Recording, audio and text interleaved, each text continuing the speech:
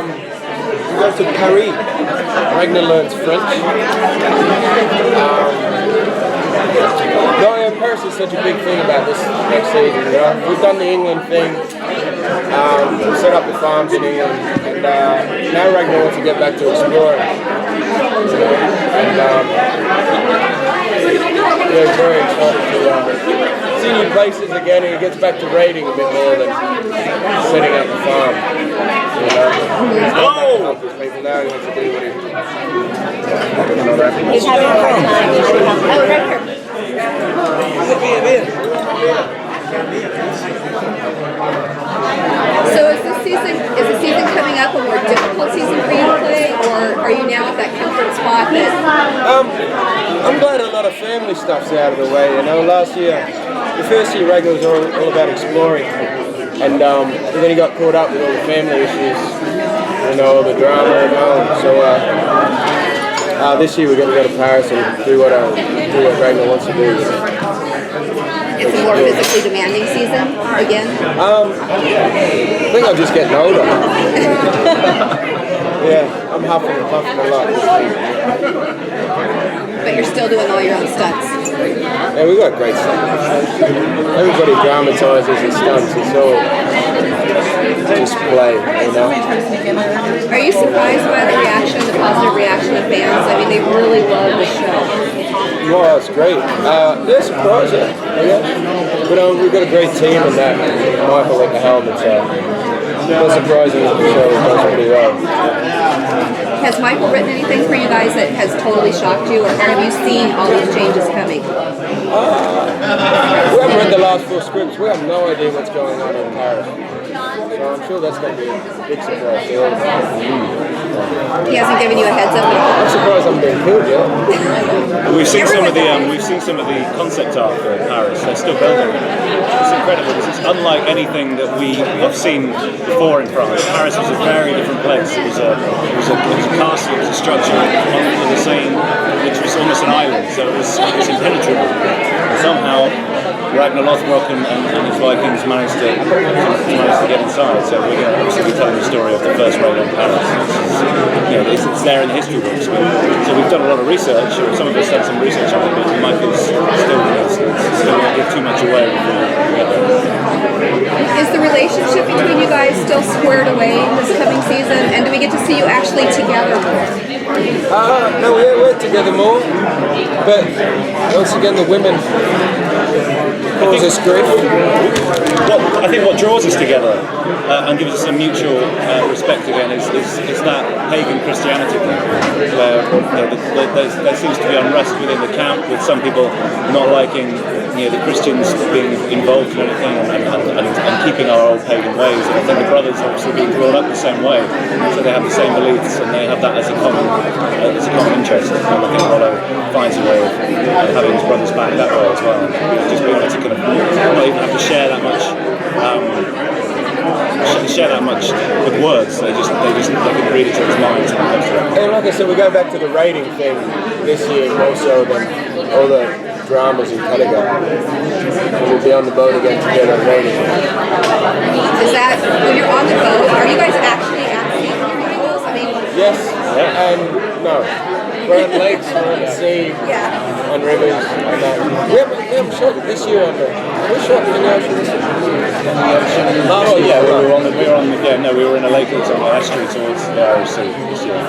We get up on the Irish Sea when we need to, because when you need that big vast landscape behind you. But a lot of the raiding obviously is down estuaries to England, so we can just use the Irish lakes, and that's, we need to be able to narrow everything down.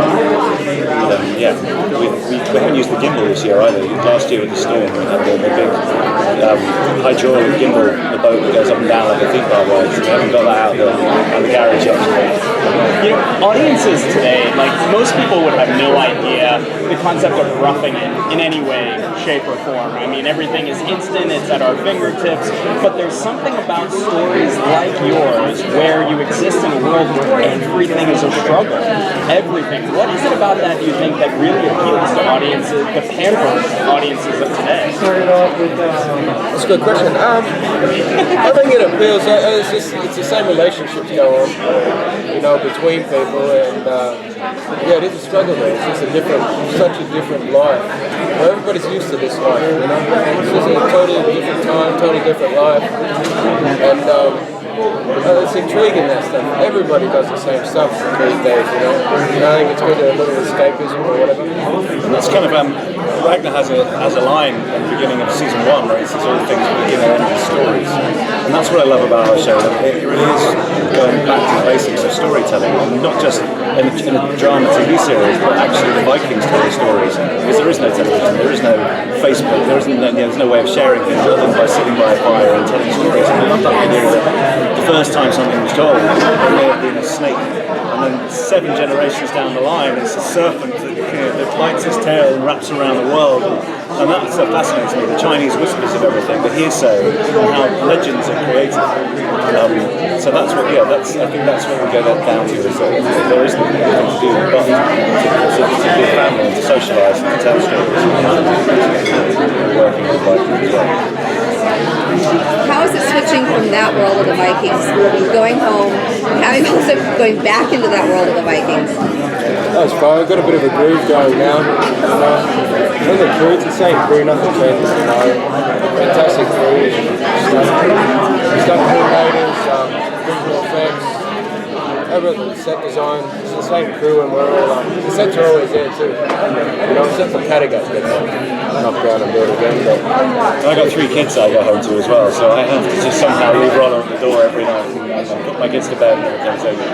But I got into acting to draw attention away from myself rather than to draw attention towards myself, and Rollo gives me that perfect chance to do that, where I look in my mirror and don't recognise myself at all. So it's nice at the end of the day to get all of the wallpaper off everything and go back to being Clive again. It's quite easy to step out of the character. So then the interview process must be the hardest process of this for you, because that's not what you want to be doing. No, not at all. You want to be, It's great with the hair extensions and the scars and everything. I really do feel like, I get very, I'm not very vain in real life. As you can see, just t-shirts and jeans where some other people wear ball gowns and all sorts of stuff. But I'm very vain when it comes to playing Rollo, about getting him right and looking and transforming himself. And I think that's my enjoyment, just to play, that's pretend. I think it's some kind of therapy as well. I think all acting is some kind of therapy. When you go through emotions and what if situations, what if I was in that situation. Do you guys keep Travis? I have to ask. When you first sat down, Alex gave you a little water over the head. I'm curious, is that in retaliation to something you did, or is it a preemptive strike? It's just bad parenting by myself and Catherine. But yeah, I'll get it back. So, yeah, I just thought that was really rude. Alex, that was really rude. It's like in the show, nobody's safe. You never know if someone's going to die. But in filming on set, nobody's safe from Travis's practical jokes. You've always got to have eyes in the back of your head. I've got a good one coming up. Practical jokes, yeah. So what has he done to you then? It's going to cost you. So what's he done to you then? What's some of the pranks he's pulled on you? Not much. Too much. This man must be an incredible sportsman in a previous life, because we can have a mud fight or we'll be on another boat and he'll manage to throw something, whatever it is, and he'll throw it across 100 meters and he'll manage to hit someone right square in the head. Well done. Laser aim. So you could have been a baseball player, I guess, then. I throw a lot. So I get down to the 1 out of 10 hit somebody in the head. It's not just the actors as well, it's the crew. You've got these poor innocent cameramen and focus pullers trying to do their jobs, and they have to watch out for them. Are there still things about the characters that you're finding after all this time of playing them? Like I said, it's a form of therapy. You're always learning all the time. You're always putting yourself in situations that you would never ever have enough guts or to contemplate in your everyday life. But acting acting, and especially acting in Vikings, forces you to kind of, to face up to your own humanity. I'm curious if it's ever hard for you guys. Obviously, the social norm for Vikings is very different than our social norm. When you're on set inhabiting these characters, you can't really go method, right? Because then you're going to start hitting people and throwing stuff. And they had this brilliant idea that we'd all come dressed as the characters for Comic-Con, which we all wanted to do. But then we realised that what happens after we kind of walk in and we kind of stroll past you all, people start casualties. That's what happens. People start trying to wind up Rollo. It's going to end up with murder. So yeah. Have you guys been involved in the creative process at all? Have you felt as your characters developed that you think, oh, he wouldn't act this way, or he should just act this way? Michael writes so well, and now he's seeing all of us act or whatever, and he picks up on all the things that you do in scenes, and he writes for a very talented man, that English fellow.